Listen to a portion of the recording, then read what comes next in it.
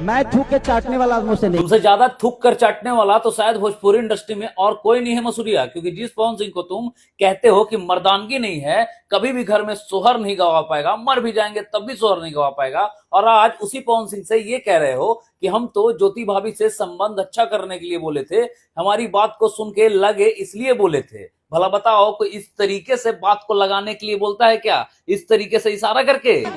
कि मरियो चाहिए तो ओकरा घर में सोहर ना हो, ओकरा खातिर मर्दांगनी चाहिए सोहर गवावे खातिर। मैं इसलिए बोला था बात कि ताकि इस बात को उनको लगे